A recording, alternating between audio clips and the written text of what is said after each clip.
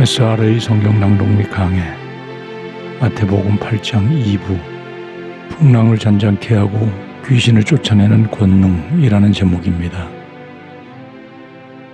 마태복음 8장 18절부터 34절까지 낭독합니다.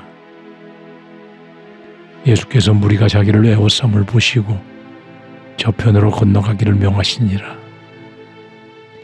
한 서기관이 나와 예수께 말씀하되 선생님이여 어디로 가시든지 저는 쫓으리이다. 예수께서 이르시되 여우도 굴이 있고 공중의 새도 거처가 있으되 오직 인자는 머리둘 곳이 없다 하시더라. 제자 중에 또 하나가 가로되 주여 나로 먼저 가서 내 부친을 장사하게 허락하옵소서. 예수께서 가라사대 죽은 자들로 저희 죽은 자를 장사하게 하고 너는 나를 쫓으라 하시니라. 배에 오르심에 제자들이 쫓았더니 바다에 큰 놀이 일어나 물결이 배에 덮이게 되었으되 예수는 주무시는지라. 그 제자들이 나와 깨우며 가로되 주여 구원하소서 우리가 죽겠나이다. 예수께서 이르시되 어찌하여 무서워하느냐 믿음이 적은 자들아 하시고 곧 일어나사 바람과 바다를 꾸짖으신데 아주 잔잔하게 되거늘 그 사람들이 기이 여겨 가로되 이 어떠한 사람이기에 바람과 바다도 순종하는고 하더라. 또 예수께서 건너편 가다라 지방에 가심에 귀신 들린 자 둘이 무덤 사이에서 나와 예수를 만나니 저희는 심히 사나와 아무도 그 길로 지나갈 수 없을 만하더라. 이에 저희가 소리질러 가로되 하나님의 아들이여 우리와 당신과 무슨 상관이 있나이까? 때가 이르기 전에 우리를 괴롭게 하려고 여기 오셨나이까 하더니 마침 멀리서 많은 돼지떼가 먹고 있는지라.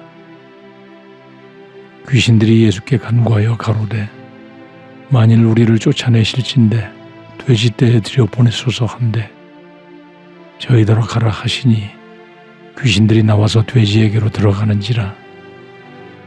온 때가 비탈로 내리더라 바다에 들어가서 물에서 몰사하거늘 치던 자들이 달아나 시내에 들어가 이 모든 일과 귀신 들린 자의 일을 고하니 온 시내가 예수를 만나려고 나가서 보고 그 지방에서 떠나시기를 간구하더라. 아멘. 핵심을 정리합니다. 예수님께서 병자들을 고쳐주시니 많은 무리가 따릅니다. 그러자 예수님은 갈릴리 호수 건너편인 가다라 지방으로 가자고 명하십니다.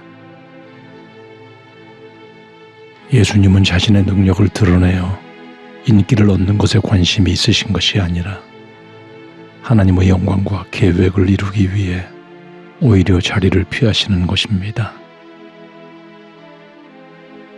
이때 한 서기관이 나와 선생님이여 어디로 가시든지 쫓으리이다 라고 고백합니다.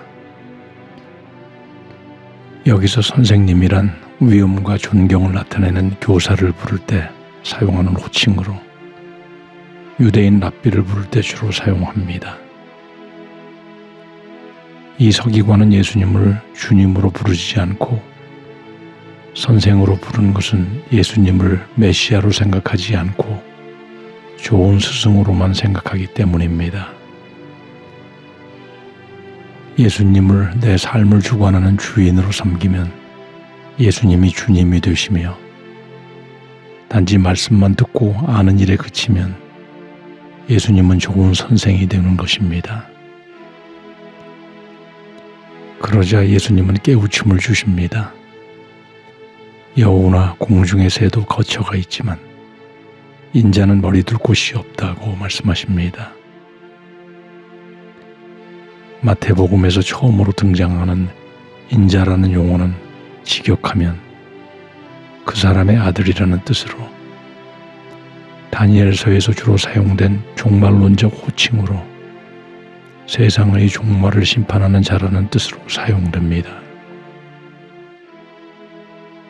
예수님은 이 뜻을 알아듣는 자에게 자신이 메시아이시며 심판자이심을 알게 하시는 것이며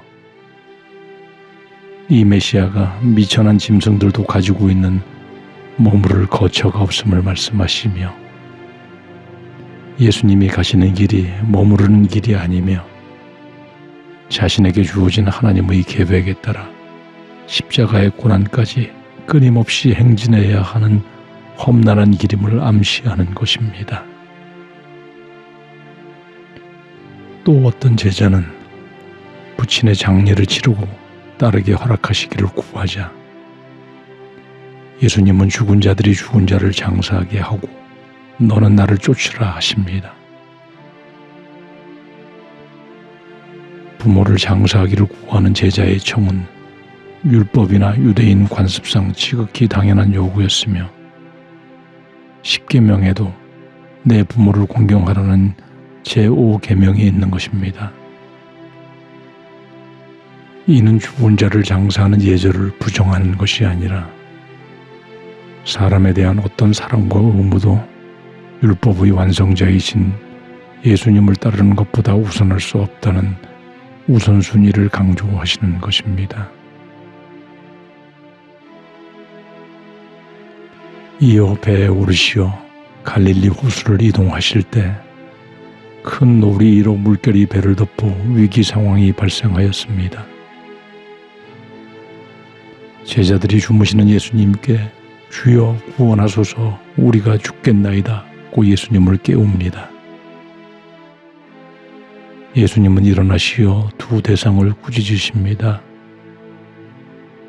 첫째는 무서워하는 제자들에게 어찌하여 무서워하느냐 믿음이 적은 자들아 라고 꾸짖으시고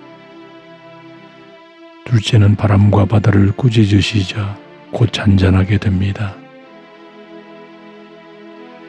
제자들은 예수님 앞에 자연 현상까지 순종함을 보고 기이히 여깁니다. 천지를 창조하시고 역사를 주관하시는 하나님이시므로 이런 일을 하실 수 있지만 이에 대한 이해가 없었던 무리들은 기이히 여기는 것입니다. 바다는 세상이며 배는 교회와 같습니다. 그래서 예배라는 영어는 워십이며 배가 들어가는 것입니다. 세상의 위협은 바다의 풍랑과 같습니다. 그러므로 세상의 시험과 환난인 이 풍랑을 이길 수 있는 유일한 방법은 천지 만물의 주관자이신 예수님을 굳게 믿고 섬기며 의지하는 것만이 유일한 길임을 깨닫게 하는 것입니다. 이것이 마태복음의 네 번째 예수님의 이적입니다.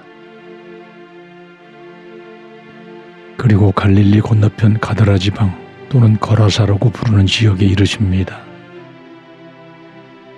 그곳의 길목에 귀신 들린 자 둘이 무덤 사이에 있어 사람들이 지나갈 수 없게 합니다. 귀신들이 예수님을 하나님의 아들로 알아보고 때가 이르기 전에 자신들을 괴롭게 하기 위해 오셨느냐며 사람에게서 쫓아내실 바에는 돼지떼에게 들어가게 하기를 구합니다.